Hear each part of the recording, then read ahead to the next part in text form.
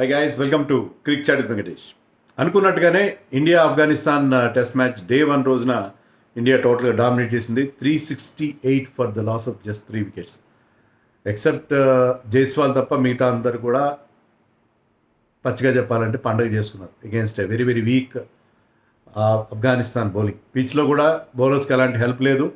ఇనీషియల్గా ఫస్ట్ ఓవర్లో, తర్వాత ఫస్ట్ సెషన్లో మాయిశ్చర్ వల్ల బాల్ వాజ్ మూవింగ్ అరౌండ్, కొంత అన్ఈవెన్ బౌన్స్ ఉంది. స్పిన్నర్స్ కూడా బాల్ గ్రిప్ అయింది. బట్ సెకండ్ సెషన్ నుంచి మళ్ళీ చాలా చాలా ఫ్లాట్ అయిపోయింది పిచ్, స్లో పిచ్ అది. దాని మీద మన బ్యాట్స్మెన్ ఎక్సెప్ట్ జైస్వాల్ ఆల్రెడీ ఐపీఎల్లో కూడా ఫామ్లో లేడు. బట్ ఇనీషియల్గా నేను చెప్పినట్టుగా ఇనీషియల్గా ఫస్ట్ సెషన్లో కొంత బౌలర్స్కి హెల్ప్ ఉంది.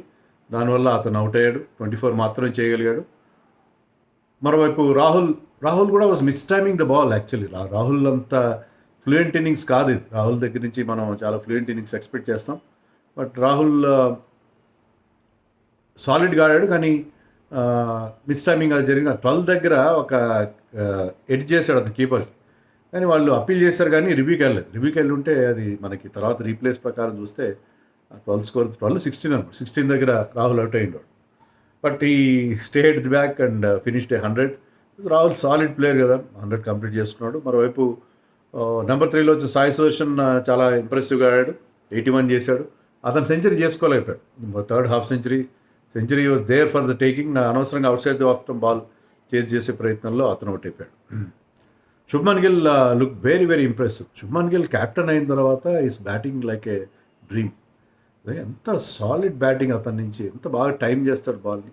ఎప్పుడు బాల్ని మసిల్ చేయడు, బలంగా కొట్టే ప్రయత్నం చేయడు. బట్ అతని టైమింగ్ కానీ అతని ప్లేస్మెంట్స్ కానీ అద్భుతంగా, పిక్చర్ పర్ఫెక్ట్గా ఉంటాయి. నిజంగా Shubman Gill is a treat to watch in any format actually. So అతను చాలా కూల్గా ఆడి 103 నాట్ అవుట్ మీద బ్యాటింగ్ చేస్తున్నాడు. రాహుల్ 100 చేసి అవుట్ అయిపోయాడు. రాహుల్ థర్డ్ టైం అంటారు రాహుల్ 100 చేసి అవుట్ అవడం. అతనికి రెగ్యులర్గా 100 దగ్గర అవుట్ అవడం, సరిగ్గా 100 చేసిన వెంటనే అవుట్ అయిపోవడం, 100 మీద అవుట్ అవడం. But he has done his duty. మరొక సెంచరీ అతని ఖాతాలో వేస్తున్నాడు Rahul. Is been very very impressive as an opening batsmen. ఎప్పుడైతే ఓపెనింగ్ స్టార్ట్ చేశాడో అతను చాలా చాలా కన్సిస్టెంట్గా ఆడడం అనేది మనం చూసాం. అన్ని ఫార్మాట్లో బాగా ఆడతాడు Rahul. Is definitely having a second wind right now. Rishabh Pant వచ్చాడు నెంబర్ 5లో. Rishabh Pant is not the Rishabh Pant that we know. అంటే అతను ఫామ్లో లేడు. ఎల్ఎస్జీ తరఫున హ్యూజ్ డిసప్పాయింట్మెంట్. అన్ని రకాల పర్సనల్ ఫ్రంట్లో టీం అన్ని కరెక్టే. వైస్ క్యాప్టెన్సీ తీసేశారు. ఏ రకంగా చూసినా అతనికి ఏం కలిసి రావట్లేదు. బట్ అతనికి ఇది కూడా సెలెక్టర్స్ చాలా క్లియర్గా చెప్పారు, ఓపెన్గా కూడా చెప్పారు మన కోచెస్ వాళ్ళు కూడా. రిషబ్ పంత్ చాలా ఇర్రెస్పాన్సిబుల్గా ఆడుతున్నాడు, మెచ్యూర్గా ఆడాలి ఈ స్టేజ్లో, is a senior pro. So ఆ రకంగానే ఆడాడు. చాలా చాలా సబ్డ్యూడ్గా, చాలా పేషెంట్గా ఆడాడు. ఒక్క ఓవర్లో అబ్దుల్ మాలిక్ అనే బౌలర్ వేసిన ఓవర్లో అతను షార్ట్ బాల్స్ ఫుల్ టాస్లు వేస్తుంటే 3 సిక్స్లు కొట్టాడు.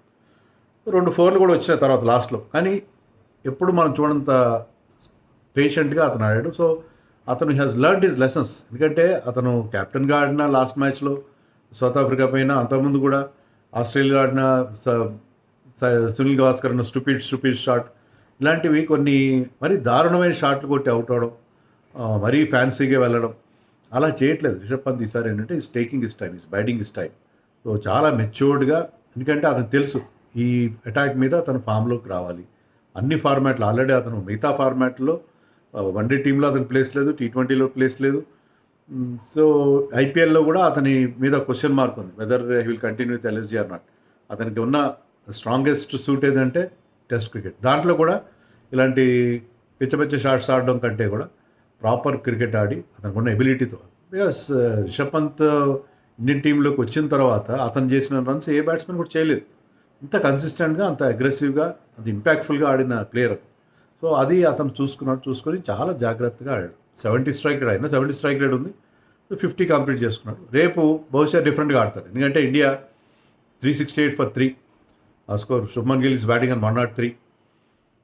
వీళ్ళిద్దరూ కలిసి రేపు కొద్దిగా గేర్లు మారుస్తారు. ఎందుకంటే ఇప్పుడు 368 కదా, 500 550 దగ్గర మేబీ రేపు లంచ్ తర్వాత 1 అవర్ తర్వాత ఏమైనా డిక్లేర్ చేస్తారని అనుకుంటున్నాను. ఎందుకంటే లాస్ట్ సెషన్ లాస్ట్ 1 అవర్లో బాల్ కొంచెం గ్రిప్ అవ్వడం మొదలుపెట్టి, కొంచెం స్పిన్నర్స్కి హెల్ప్ లభించింది. స్పిన్నర్స్ వాళ్ళు very very disappointing, huge disappointment. వాళ్ళ కెప్టెన్ అష్మతుల్లా షహీదీ కానీ, కొత్తగా వచ్చిన కరోటి కూడా ఒక వికెట్ వచ్చేది. సాయి సుదర్శన్ ఎడ్జ్ చేశాడు ఎర్లీ ఇన్ ది ఇన్నింగ్స్, అది గుర్బాజ్ క్యాచ్ పట్టుకోలేదు. మరో స్పిన్నర్ బాలిక్ అంత ఇంప్రెసివ్ ఏం లేడు, కానీ లాస్ట్ సెషన్లో కొద్దిగా బాల్ గ్రిప్ అవ్వడం మొదలుపెట్టింది. ఫాస్ట్ బౌలర్స్ బాగానే వేశారు. మార్నింగ్లో ball was moving around and Omarzai కానీ, సలీం కానీ, జియా కానీ దే బౌల్డ్ వెల్. ఫస్ట్ సెషన్లో they were asking some questions. Uneven bounce కూడా ఉంది. సో చాలా కేర్ఫుల్గా ఆడాల్సి వచ్చింది Rahul and opener Jaiswal. But last సెషన్లో కొంచెం వేర్ అండ్ టేర్ కనిపిస్తుంది పిచ్లో.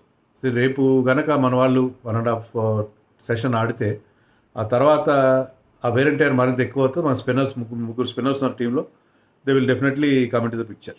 సో 3 రోజుల్లో ముగిసిపోద్ది అనుకుంటున్నాను. వాళ్ళు ఇన్నింగ్స్ డిఫీట్తో 3వ రోజు కానీ 4వ రోజు ఫస్ట్ ఓవర్లో కానీ అంతకంటే మ్యాచ్ వెళ్ళే అవకాశం అనమాట. వాళ్ళని ఏం అనడానికి లేదు, వాళ్ళ బౌలింగ్లో ఎలాంటి పెనట్రేషన్ లేదు.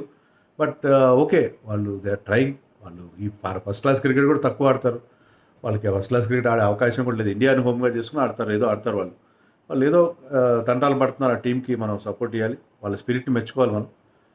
సో 368 ఇండియన్ టీంలో మార్పులు, అదే నితీష్ కుమార్ రెడ్డి బదులు జురేల్ని తీసుకున్నారు. ఇది ఒకవేళ ఫస్ట్ బౌలింగ్ చేసి ఉంటే నితీష్ అవసరం కనిపించవచ్చు, ఎందుకంటే బాల్ స్వింగ్ అవుతుంది. థర్డ్ సీమర్ అవసరం ఉన్నాడు. ఎలాగో మన సెకండ్ బౌలింగ్ చేస్తారు, ముగ్గురు స్పిన్నర్స్, 2 పేసర్స్ సరిపోతారు. జురేల్ని ఆడించారు. అలాగే సాయి సుదర్శన్ గురించి కూడా మనం చెప్పుకున్నాం. మానవ్ సుతార్ని ఆడించారు, నాట్ హర్ష్ దూబే. అది కూడా మనం అనుకున్నాం సుతార్ని ఆడిస్తే బాగుంటుంది, because he's looking to better of the 2 spinners. ఆల్రౌండర్గా కాదు, బట్ మానవ్ సుతార్కి ఒక ఫస్ట్ క్లాస్ 100 కూడా ఉంది అతనికి. సో ఐ థింక్ అది టీం. బట్ అనుకున్నట్టుగానే ఇంప్రెసివ్గా మన టీం స్టార్ట్ చేశారు ఫస్ట్ డే రోజున. అండ్ రేపు నేను కూడా 550 చేసి డిక్లేర్ చేసి they will have a go at the Afghanistan batters అన్నారు.